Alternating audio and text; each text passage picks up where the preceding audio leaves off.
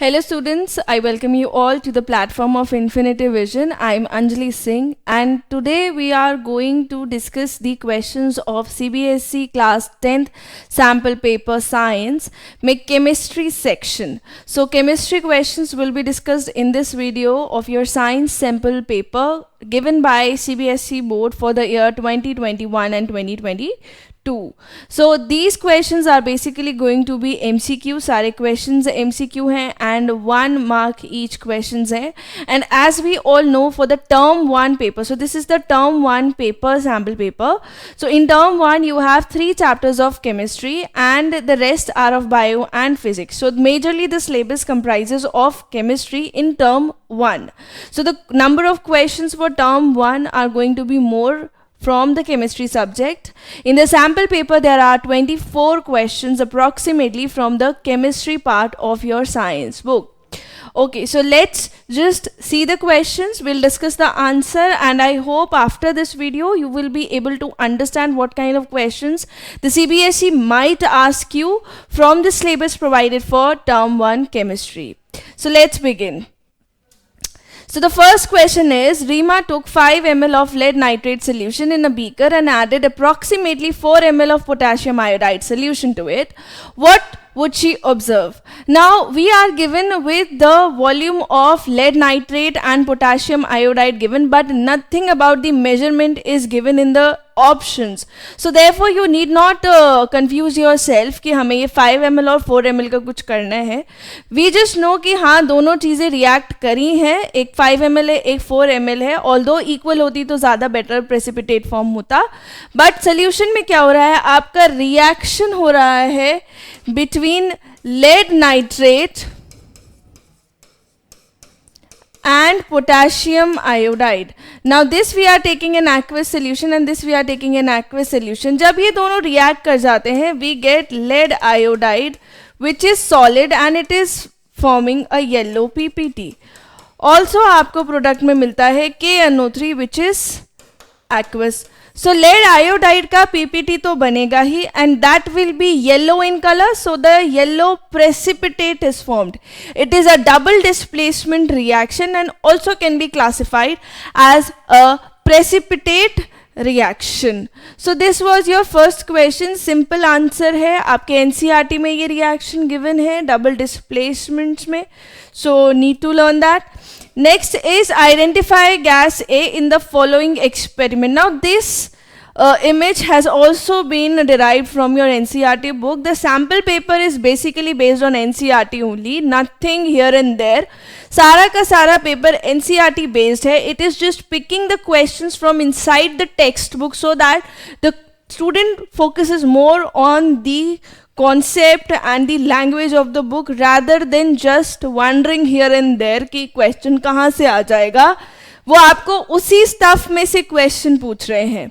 So identify gas A in the following experiment. So the reaction is happening between the zinc granules and sulfuric acid. तो zinc और sulfuric acid में आपको reaction जो है वो बता रखा है कि दे रखा है और इसमें आपके पास एक गैस निकल रही है. Now zinc और H2SO4 जब रिएक्ट करेंगे तो हमारे पास एक गैस है जिसके बबल्स आपके निकल रहे हैं. वो आपको बताना है कि वो गैस के बबल्स जो हैं वो कौन सी गैस के हैं और आइडेंटिफाई करने के लिए यहाँ पे ये भी गिवन है कि बर्निंग ऑफ गैस ए को जब आप बर्न करते हैं तो पॉप साउंड क्रिएट होता है. तो पॉप साउंड हमारे को पता है किस में क्रिएट होता है, हाइड्रोजन में. Therefore the answer is hydrogen for this question. Simple metal का रिएक्शन विद द एसिड हो रहा है, it will form salt and it will form hydrogen gas. Next question is again something like this only, इसी के ऊपर based एक question है. Which of the following 2 combinations are correct? इनमें से कौन से 2 कॉम्बिनेशंस हैं जो कि करेक्ट होंगे? नाउ मेटल का रिएक्शन डाइल्यूट HCl के साथ में हो रहा है, आपके पास सॉल्ट बनेगा और हाइड्रोजन गैस बनेगी. वो ये पूछ रहे हैं कि इसमें से कौन सा इक्वेशन करेक्ट है. नाउ अगर हम कॉपर को कंसिडर करें, so since copper is less reactive than hydrogen, तो ये हाइड्रोजन को डिस्प्लेस नहीं कर सकती उसके एसिड से. So therefore no gas will be evolved from the solution of copper, from the solution or mixture of copper and the acid. So gas evolved? No. तो first statement जो है आपका वो first combination जो है that is incorrect. If the metal is copper and the gas is evolved, it is a incorrect combination. Now second we have iron and we have yes that is correct. Iron is more reactive than hydrogen. Therefore it can displace hydrogen from its HCl acidic solution. Now magnesium and no this is also incorrect because magnesium अगर रहेगा तो हाँ hydrogen evolve होगी. Therefore magnesium will, अगर यहाँ yes होता तो that would have been a correct combination. So this is an also incorrect combination. If we talk about zinc and yes this is correct. So the answer should be second and fourth जिस वाले option में आए वो हमारा correct है. Don't do this कि अरे second और fourth बस नहीं, ये correct है, बस second देख लेते हैं. जिंक और आयरन यानी कि सेकंड और फोर्थ वाला कॉम्बिनेशन जिस ऑप्शन में हो and the option like this is D which has second and fourth. Therefore, answer is D. Next question. Which of the following? Now this is a question of balancing. आपसे अब क्योंकि paper is going to be objective, the paper is not going to ask you कि solve कर लो. So आपको combinations दे देंगे कि आपको balancing आती है या नहीं आती है. So which of the following correctly represents a balanced chemical equation? तो इन चारों में से हमारी बैलेंस केमिकल इक्वेशन वो होगी जिसमें number of atoms of individual element on reactant should be equal to number of atoms of individual element on product. मतलब कोई भी जो भी एलिमेंट्स प्रेजेंट है आपके रिएक्टेंट साइड पे उसके जितने भी एटम्स है रिएक्टेंट साइड पे should be equal to number of that element के atoms on the product side. Now we see यहाँ एक Fe है, यहाँ 3 Fe है, तो ये ऑलरेडी ही बैलेंस्ड नहीं है. 3 Fe होने चाहिए थे यहाँ पे. अब 3 Fe वाले हमारे फर्दर 3 कॉम्बिनेशन है. सेकेंड देखिए 3 Fe है, Fe3 atoms of Fe, 4 and 2 यानी कि हाइड्रोजन आपके पास इस साइड पे कितनी हो गई 8, 4 into 2 एंड ऑक्सीजन कितनी है यहाँ पे 4. यहाँ ऑक्सीजन कितनी है हमारी 4 यहाँ पे हो गई और हाइड्रोजन कितना हो गया 4 into 2 that is 8. So this is balanced. So B हमें पता चल गया बैलेंस है. अब क्योंकि इसमें कोई ऐसे मोर देन 1 नहीं है, सिर्फ बी ही करेक्ट है, तो you do not need to solve the other 2 options. अगर आपको श्योर है you can save your time and move on to the another question. But अगर आपको डाइसी लग रहा है तो आप एक बार अगर आपको डाउट आ रहा है कि हमें रिवाइज करते टाइम दोबारा से देखना ही देखना, तो आप COD ऑप्शन को देख सकते हैं. यहाँ पे 3 है, यहाँ पे 3 है, यहाँ पे 3 है, यहाँ पे 3 है. यहाँ ऑक्सीजन सिर्फ 1 है और हाइड्रोजन 2 है. यहाँ ऑक्सीजन 4 है और हाइड्रोजन 8 है, सॉरी हाइड्रोजन 2 है. सो this is also incorrect. Oxygen यहाँ 4 है और यहाँ 1 है. यहाँ आपके पास हाइड्रोजन 8 है, ऑक्सीजन 4 है. यहाँ ऑक्सीजन 4 है बट हाइड्रोजन कितने हैं फिर भी सिर्फ 2. सो आंसर हमारा यही करेक्ट है बी वाला. बट अगर आप रिवाइज कर रहे हैं आपके पास इतना टाइम बचता है तो प्लीज आप वापस से सारे क्वेश्चंस को चाहें तो जो ऑप्शंस आपने निगलेक्ट कर दिया है कि आपका ए और बी में से कोई ऑप्शन करेक्ट आ गया है, so go on and to verify, just to verify you can see those option और उन्हें एक बार आप पूरा टोटल आउट कर सकते हैं कि हाँ ये नहीं ही होंगे answers. Next question is the graph given below depicts a neutralization reaction. Now what is a neutralization reaction? When an acid plus alkali gives salt and water. So this is your neutralization reaction when an acid plus alkali gives salt and water. वो आपको एक graph दिए हुए हैं कि यहाँ पे आपका pH इंक्रीज कर रहा है, यहाँ पे वॉल्यूम एसिड का हम ऐड कर रहे हैं. तो the pH of solid changes as we add excess of acid to an alkali. एक alkali में हम बहुत ज़्यादा एसिड ऐड करते चले जा रहे हैं.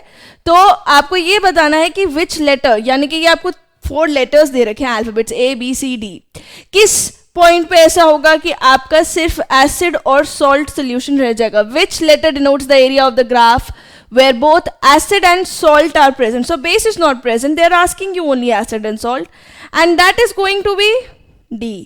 Why? यहाँ पे 14 से अगर हम स्टार्ट करेंगे, यहाँ बेस है, यहाँ वो न्यूट्रलाइज होना स्टार्ट हुआ है बी पे. फिर उसके बाद में जब आप डाउनफॉल देख रहे हैं तो यहाँ पे एसिड और बेस दोनों प्रेजेंट है, यहाँ न्यूट्रलाइजेशन हो गया. यहाँ पे इस पॉइंट से आपने एसिड और डाला तो यहाँ पे आपका सिर्फ क्या होगा, डी पे सिर्फ आपका सॉल्ट और एसिड. यहाँ पे अभी भी कम हो रहा है, यहाँ पे एसिड की मात्रा थोड़ी ज़्यादा बढ़ रही है, लेकिन बेस फिर भी सी में थोड़ा बहुत प्रेजेंट है. यहाँ कंप्लीट होने के बाद में आपका सॉल्ट प्लस एसिड रह गया है. सी पे आपके बहुत सारे फ्लक्चुएशंस आ रहे हैं. There is a mixture of the components there. So on D we have acid and salt. So therefore the answer is D. Next question.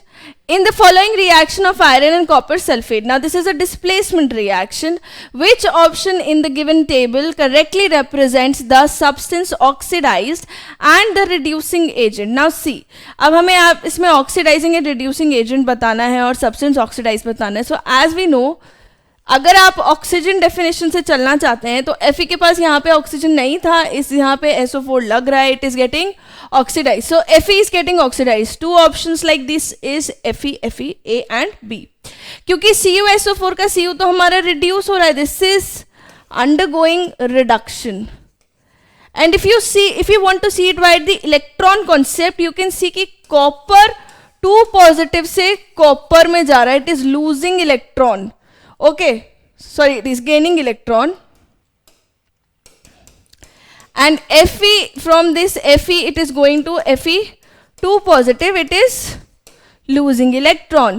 So this is getting reduced and this is getting oxidized. So Fe is oxidized, and the substance which is oxidized is also known as the reducing agent. Substance oxidized itself is the reducing agent. Therefore this is the answer A में दोनों है. यहाँ पे आपको FeSO4 दे रखा है reducing agent, ये तो प्रोडक्ट में हम इसे देख ही नहीं रहे, रिएक्टेंट्स में से देखेंगे reducing and oxidising agent. Cu हमारा ऑक्सीडाइज हो ही नहीं रहा है, ये बेचारा रिड्यूस हो रहा है. तो ऑक्सीडाइज हमारा Fe हो रहा है. CuSO4 सब्सटेंस ऑक्सीडाइज अगेन नहीं होगा, एंड रिड्यूसिंग एजेंट, ये वाली बात इसमें सही थी. तो दोनों चीजें किस में सही हैं आपके ऑप्शन ए में. Therefore option A is the answer. Next question. The chemical reaction between copper and oxygen can be categorized as. Now copper when reacts with oxygen it forms copper oxide. When Cu plus O2 आप करेंगे it will give you CuO. Now when it will give you CuO it is a combination reaction. कुछ decompose नहीं हो रहा है, कुछ displace नहीं हो रहा है, ना ही ये एक double displacement reaction है. Simply copper is combining with oxygen to form copper oxide. Therefore combination reaction. Next question. Which of the given options correctly represents the parent acid and base acid of calcium carbonate? Well, when we say calcium carbonate, so the calcium part must be coming from its hydroxide and the anionic part must be coming from the acid. मतलब ये दोनों अगर combine रहेंगे तो आपका क्या बनाएंगे, ये CaCO3. So these will add. ऐसा कौन सा ऑप्शन है, B. अब Cl रहेगा तो वो कैल्शियम कार्बोनेट में है ही नहीं, ना ही आपका ये SO4 वाला पार्ट होगा, ना PO4. आपको कार्बोनेट वाला आयन चाहिए, एनायन चाहिए, so it should be H2CO3. Next question. how will you protect yourself from the heat generated by diluting an acid? Now this we have studied for the dilution of acids. What you should do is concentrated acid के अंदर पानी नहीं डालना चाहिए, पानी के अंदर acid डालना चाहिए, and constant stirring should be done so that there is no a particular splash, sudden splash ना हो.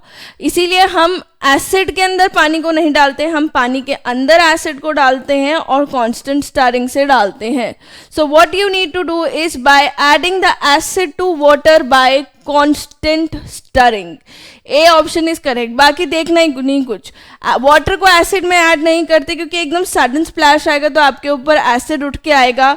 By adding water to acid again followed by base, we are concentrating the acid, so this does not make any sense. Okay, next question. Why is it important to balance a skeletal chemical equation? किसी भी chemical equation को क्यों balance करना ज़रूरी है? Because to conserve the conservation of law of mass. Mass को conserve करने के लिए, to conserve the mass, the sum of the reactant, basically the sum of the masses of reactant should be equal to sum of masses of product. ठीक है, तो sum of the masses of reactant should be equal to the sum of the masses of product. Therefore the answer is law of conservation of mass. Law of conservation of mass हमसे क्या कहता है? Mass can neither be created and it cannot be destroyed. So C is your answer. Next question. Identify the correct option from given table which represents the type of reaction occurring in step 1 and step 2 correctly. Now first reaction is limestone. It is calcium carbonate only. When you heat it, X and CO2 is produced. Now this X is basically CaO, calcium oxide. तो अगर आपने इसमें heat लगा दी है यानी कि this step is becoming endothermic itself. अगर आप हीट लगा रहे हैं, वैसे भी decomposition reactions are maximum, not always, they are maximally क्या होते हैं ये आपके एंडोथर्मिक रिएक्शंस. तो दिस डिकम्पोजिशन है कैल्शियम कार्बोनेट का, it is endothermic. We have studied it in the NCERT. It is a thermal decomposition reaction. Therefore ये वाला पार्ट जो है आपका that is going to be endothermic. So we have two options like this. We have B and we have सी. तो दो possibility generate हो गए. Now next हमें देखना है इसमें दूसरे वाला रिएक्शन क्या है कि आपका CaO, X का रिएक्शन हो रहा है H2O के साथ में. This is CaO. Now when CaO reacts with H2O, it produces calcium hydroxide, which is your slaked lime. And just for your information, this is known as quick lime. Limestone, quick lime and slaked lime. अब slaked lime यहाँ पे आपका energy release होता है, यहाँ product में आपकी energy release होती है. ये बहुत ज़्यादा एक्सोथर्मिक रिएक्शन है. Therefore the combination which is correct, एक तो ये था ऑप्शन, एक ये था, और एक्सोथर्मिक हमारा सी में आ रहा है.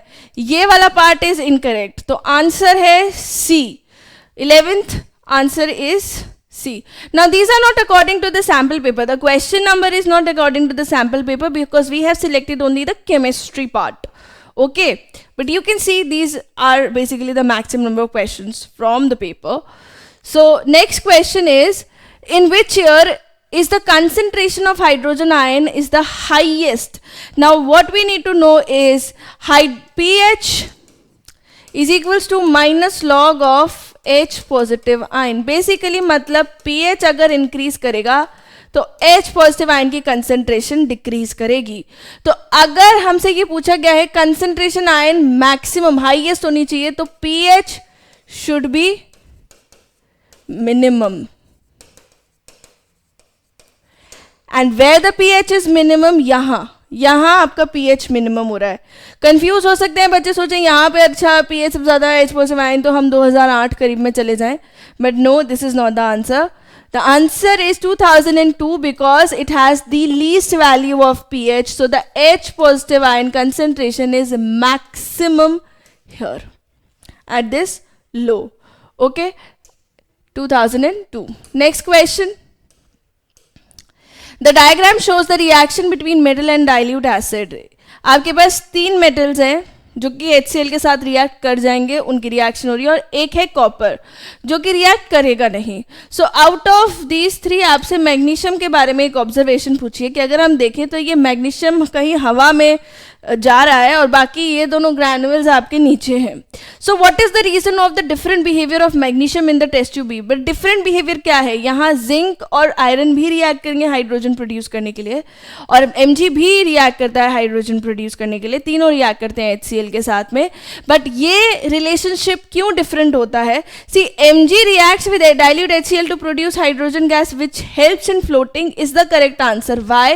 बिकॉज देखो हाइड्रोजन सब में प्रोड्यूस हो रही है, बट मैग्नीशियम की सरफेस पे हाइड्रोजन गैस जो इवॉल्व होती है, हाइड्रोजन के जो बबल्स हैं वो स्टिक कर जाते हैं, and due to that thing the magnesium starts floating. So this is written in your NCERT. This point is written in the NCERT कि मैग्नीशियम का रिएक्शन जब एसिड के साथ में होता है, the hydrogen bubbles which are produced, they stick to the surface of magnesium, and that is why the magnesium starts floating. And this does not happen with the zinc and iron, although each and every one of these metals also is producing hydrogen. But the reason is correct here. Mg reacts with dilute HCl to produce hydrogen gas, which helps in floating. Next question. The table shown below gives information about 4 substances A, B and C, D. आपको इसमें से बताना है इन चारों में से ionic compound है कौन से. तो आयनिक कंपाउंड की प्रॉपर्टीज क्या होती हैं? अगर हम आयनिक कंपाउंड्स की प्रॉपर्टीज देखें तो मेल्टिंग पॉइंट कैसा होना चाहिए? Melting point should be high. तो भाई A is out of the option. A में melting point हमारा high नहीं है. It is just 295 Kelvin. It is very low, below the room temperature even. Okay, so B, C, D are there for the option. Also, they should be conductors in liquid and aqueous form. Solid में they behave as non-conductors because they don't have free ions. So solids में इनमें free ions नहीं होते, solids में ये poor conductors होते हैं, और लिक्विड्स और एक्वस फॉर्म में ये अच्छे कंडक्टर्स होते हैं. सो ये अगर हम पैटर्न देखें भाई ये और ये तीनों का ठीक था, ये तीनों का ठीक है, बट ये लिक्विड और एक्वस में सिर्फ यही दोनों ठीक है, ये इनकरेक्ट पड़ गया. सो आंसर इसका तो आपको यहीं पे इनकरेक्ट पड़ गया था. ठीक. So the answer is B and C. So B and C are ionic compounds. Next question. Vinay observed that the stain of curry on white shirt becomes reddish brown when soap is scrubbed. So ये reddish brown हो जाता है जब आपका soap scrub हो जाता है. curry का stain है यानी कि हल्दी है उसके अंदर, turmeric. But it turns yellow again when the shirt is washed with plenty of water. So it turns yellow again. What might be the reason for this observation? Soap is acidic in nature? No. Soap is basic in nature? Yes. जो आपका soap होता है ये basic nature का होता है, और जो टर्मरिक होता है it is a natural indicator which gives a reddish tinge in bases. So third is correct and first is correct. और जब हम plenty of water कर देते हैं तो हम सोप का इफेक्ट थोड़ा कम कर देते हैं. We basically remove the soap. So इसलिए वो reddish brown आपका वापस से yellow हो जाता है. तो it is first and third. So first and third. Turmeric is a natural indicator which gives, it is basic in it. Sorry, is this first is not correct. I said second is correct. Soap is basic in nature. This is incorrect. Okay, so I just marked it incorrectly. Soap is basic in nature, so it is second and third is B. So B is the answer. I said this is correct, I just marked it incorrectly. That happened. So soap is basic in nature and turmeric gives reddish brownish color in the presence of bases. Next question. In which of the following setups would the bulb glow? इनमें से किस में आपका bulb glow करेगा? Something which ionizes easily and conducts the current. तो वो किस में होगा आपका? Sugar? No. Alcohol? No. It should be in dilute HCl solution and in lime water. Lime water is basically your calcium hydroxide only. तो conduct किस में करेगा? जिसमें HCl रहेगा और जिसमें लाइम वाटर रहेगा. तो first and fourth B option is correct. Okay, जो अल्कोहल्स और शुगर सोल्यूशन है they are basically the covalent bonds, और covalent bonds are not such good conductors of electricity in their aqueous state as well. But अगर हम HCl की और lime water की बात करें, they are acids and bases and they can ionise in this solution, therefore they will conduct and the bulb will glow. Next question, assertion. Fresh milk in which baking soda is added takes a longer time to set as curd. Correct. बिल्कुल सही बात है. अगर आपने उसके अंदर baking soda डाल दिया, baking soda is a basic salt, तो ये क्या हो जाएगा आपका कर्ड का जो pH होता है it is less than the pH of generally milk. तो आपका अगर आपने इसमें एक बेसिक सॉल्ट डाला है तो the pH will not be so less and it will the milk will take a much more time to set as curd. तो खराब नहीं होगा दूध जल्दी. Next reason is baking soda decreases the pH value of fresh milk to below 6. Now baking soda, as I said, it is basic salt, so it must increase the pH. It should not decrease the pH, it should increase the pH. So this is incorrect. So the answer should be the one which has A is true and R is false. The assertion is true, but the reason is not true. Next question. Assertion is decomposition of vegetable matter into compost is an endothermic reaction. No. Now, as I said earlier, decomposition reactions are majorly endothermic, but this particular reaction is not endothermic. Vegetable matter का जब decomposition होता है तो energy release होती है. Energy is not क्या कहें absorbed much, but it is released. Therefore, decomposition of vegetable matter is not an endothermic process, it is an exothermic process. You must know majorly के अलावा if there are some exceptions, then you must know them also. Now, the reason is decomposition reaction involves breakdown of a single reactant into simple products. ये बिल्कुल सही बात है. Single reactant का बहुत सारे products banana is the purpose of the decomposition reaction and that classification is decomposition reaction. So assertion is not true and R is true. So A is false and R is true. D option is correct. If you feel it is the answer, just mark it. क्योंकि negative आपके होने नहीं वाले हैं और इतना डरिए मत, बिकॉज आई नो मेजरली बच्चों को दिक्कत आती है assertion और रीजन में. But if you are strong about it कि हाँ यही आंसर होगा, डोंट फेयर कि अरे सी और डी ऐसे कैसे ए फॉल्स हो जाएगा और ऐसे कैसे रीजन फॉल्स हो जाएगा. If you think it is correct then mark it, because इससे फर्क नहीं पड़ता कि ए फॉल्स हो सकता है कि नहीं हो सकता. Next question, there is this table again. So these are very interesting questions given by CBSE and as you know reactions के ऊपर based tabular form के questions थोड़े ज़्यादा हैं. The table given below shows the reaction of a few elements with acids and bases to evolve hydrogen gas. Now इसमें से amphoteric कौन से? Amphoteric word का मतलब क्या है? Both basic and acidic character is present in this type of oxide. So both basic and acidic character amphoteric oxides में होगा. So both basic and acidic character वाली चीजें will react with both acids and bases. जब उनका acidic character है तो bases के साथ react कर रही है. When they are showing the basic characters का मतलब acids के साथ react कर रही है. So they will react with both. They will react with acid. They will react with base. They will react with acid. They will react with base. So B and D. B option is correct. दोनों ही क्या है? B भी acid के साथ react कर रहा है, base के साथ रिएक्ट कर रहा है. D भी एसिड के साथ रिएक्ट कर रहा है और बेस के साथ भी रिएक्ट कर रहा है. एग्जाम्पल अगर हम इनके देखना चाहें तो जैसे आपके पास जिंक ऑक्साइड होता है, एल्यूमिनियम ऑक्साइड होता है. हमारे NCERT के अकॉर्डिंग जो हमें ऑक्साइड जनरली पता है उनमें ये है. Okay, Next is your case study. Now these questions are case study based. The salt story, the New Indian Express, आपको पूरा एक पैराग्राफ गिवन है. इस पूरे पैराग्राफ में आपको एक टेबल गिवन है. Now in this table. From this table you might need to answer some questions, and in some questions you might not even need the table, but I have provided it with the questions कि आपकी table provide करी गई है. Okay, so this is basically the table. You can have a look. We will have a look at this table again with the questions जहाँ पे ज़रूरत पड़ेगी भी और नहीं पड़ेगी. Next वाले question are based on this comprehension only. ये comprehension में आपसे बोला गया है कि तमिलनाडु में जो थर्ड लार्जेस्ट प्रोड्यूसर है वो करीब सॉल्ट का, that is 120 kilometres away, and वो सॉल्ट पैन्स इन मरक्कनम है. नाउ सेपरेशन जो हम करते हैं सॉल्ट का लैब वगैरह में, और सॉल्ट कैसे रॉ मटेरियल से प्रोड्यूस होता है, sodium compounds. Okay, this is just general भाषा.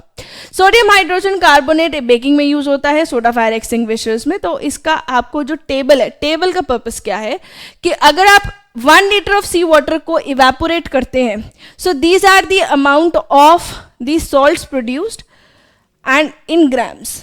From 1 liter of water, sea water which is evaporated, you get these salts in this much amount in grams.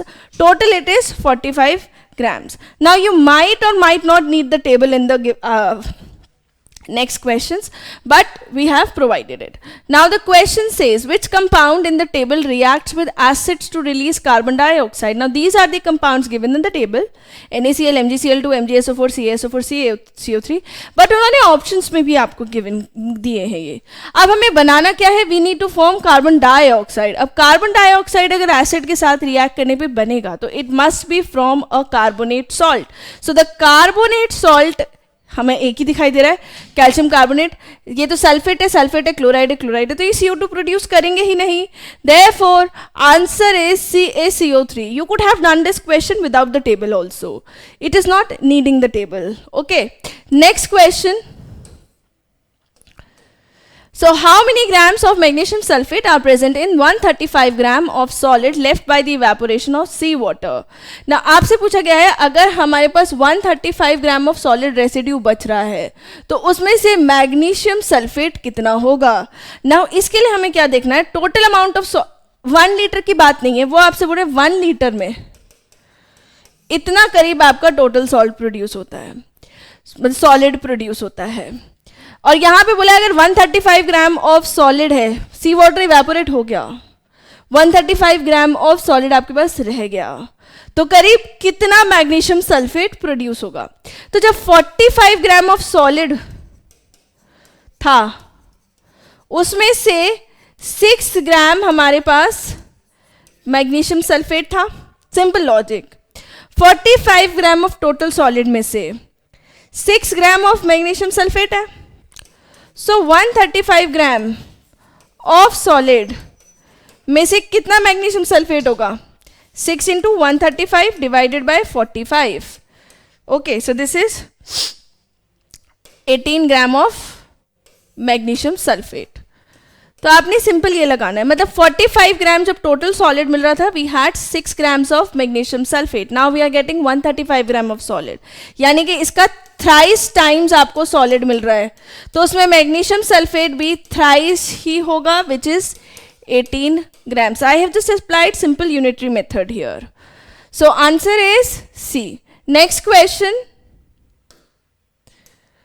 What is the saturated solution of sodium chloride called? Saturated solution of sodium chloride मतलब NaCl plus H2O saturated solution. This is called your brine. Now you don't need the table here. Last question में the table was required. It is a question based on the salts only. इसलिए आपको ये case study में given है. The answer is a brine.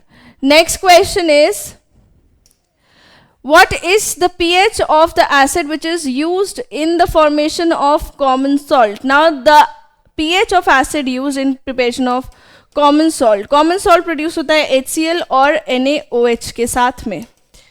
It is your common salt NaCl and H2O. And as we know, HCl is a very strong acid. The pH should be very low. It should be in the range of 1 to 3. वैसे भी ये भी basic है, ये भी basic है, और ये slightly acidic से basic की range में है. But HCl is a very strong acid. So the pH is in between 1 to 3. So these are the questions of your sample paper from chemistry. There are 23 questions. I said 24 earlier, but there are 23 questions in the sample paper from chemistry. So I hope you guys have learnt a lot from this video and got the idea कि questions किस तरीके से आ सकते हैं and what tabular form the CBSE can provide you questions in. Thank you all for joining and all the best for your future.